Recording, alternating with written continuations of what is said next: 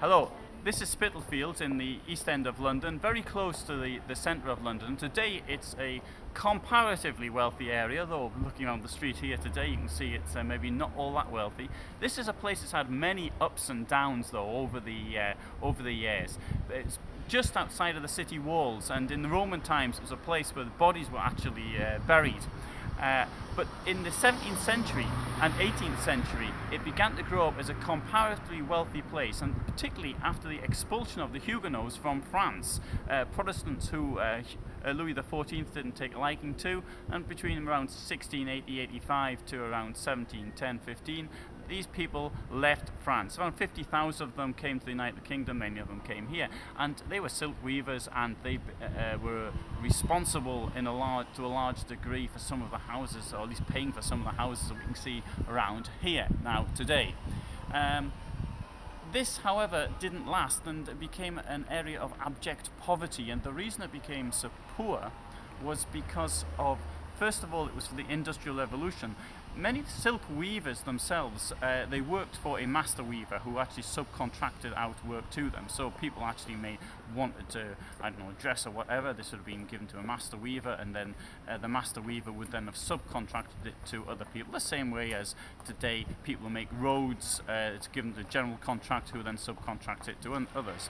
Apparently, in the 19th century, the noise from the silk weaving, the machines, the hand looms they were using was so great that it was very difficult to hear oneself talk in the streets. So I'm told, I don't know, I wasn't there.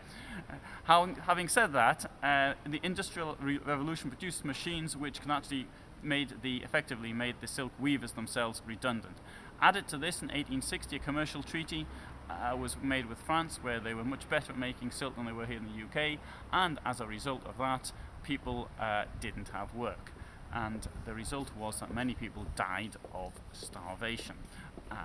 And those that didn't ended up accepting dreadful menial tasks, and the area completely fell into rack and ruin. Added to this, this was a time of immigration from Eastern Europe, many people fleeing the oppression under the Tsars, above all the Jewish people, came here. This added to the amount of people who were living here, and as things became worse and worse here, it became cheaper and cheaper to actually live here, so this attracted more and more people who were poor, and they lived here, so much so that within a very short time we had some of the most crowded places, not only in the UK but maybe even in the world, and we even had some streets which were considered to be the most dangerous in the world. This is of course the age now of Jack the Ripper, 1888, and the dreadful poverty which surrounded that. Now if we go forward a little bit, we can see that being so close to the City of London, we just walked from Liverpool Street, it took 5 minutes on foot, and to live here became desirable in the 1980s. And so this now means that the property has a great deal of value.